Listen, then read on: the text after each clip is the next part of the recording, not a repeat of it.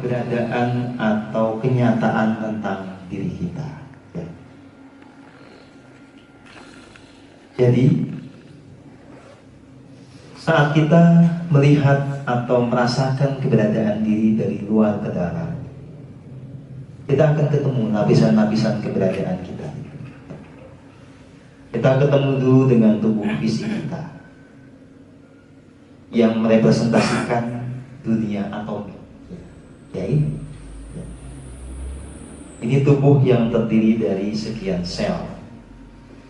Dalam bahasa lain, tubuh ini tersusun dari sekian atom. Nah, kita kemudian mengerti tubuh ini dihidupi oleh energi yang mengalir pada setiap tarikan nafas. Juga lewat energi yang muncul dari apa yang kita makan, dari matahari, dari air yang kita minum. Energi ini yang kemudian itu kita bisa rasakan fenomenanya seperti listrik ini. Makanya kita menyebutnya sebagai biolistrik di dalam tubuh. Nah, dalam bahasa yang lain, itulah disebut sebagai nyawa. Jadi, energi yang menghidupkan tubuh fisik. Nah, dengan adanya nyawa itu, maka kita bisa mengerti bahwa jiwa kemudian bisa ada di sini. Jiwa sebagai isi atau penumpang dari kendaraan tubuh bisa tetap ada di dalam kendaraan dan berfungsi kendaraan itu. Nah, analogi yang paling pas ya, Anda naik mobil aja, Anda sebagai penumpang atau sopirnya, ada mobilnya, tapi Anda akan tetap ada di sana selama listrik mobil itu nyala kan. Stop kontak menyalain ya ada di sana. Kalau enggak lama-lama pergi loh, enggak ada gunanya kan. Gitu ya. Jadi bedakan itu ya. Analogi sederhana antara jiwa, nyawa dengan tubuh. Jadi nanti ada pertanyaan. Jadi sebetulnya mati itu apa? Apakah mati itu berarti nyawanya dicabut atau jiwanya dicabut? Mati itu apa sih? Jadi kalau kita sudah mengerti ada tubuh, nyawa, jiwa, mati itu adalah momen ketika biolistrik ini off, sakarnya itu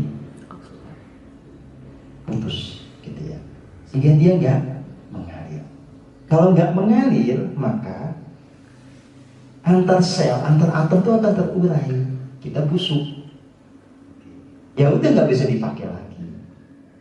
Nah, jiwanya pergi. Nah, ketika jiwa ini pergi, muncul pertanyaan, jiwanya hidup apa tidak? Setelah kematian ini, jiwa ini hidup apa enggak? Hidup kan? Karena kan yang mati itu adalah tubuhnya. Nah, pertanyaannya, jiwa ini hidupnya dari mana? Apakah jiwa makan? Apakah jiwa bernafas? Kan enggak. Kalau yang bernafas kan tubuh ini, yang makan kan tubuh ini. Nah, jiwa kenapa bisa hidup? Karena jiwa itu tidak pernah terpisah dari yang menghidupi. Yang menghidupi itu adalah esensi dari jiwa itu. Nah, itu yang menghidupi itu disebut sebagai diri sejati.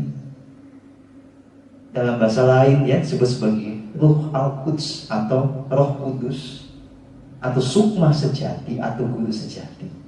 Nah, kalau kita kembali ke badan yang ini, kita akan mengerti tahtanya atau tempat kita bertemu dengan dia itu di mana? Itu di sini. Kita rasakan keberadaannya dalam setiap tarikan. Okay.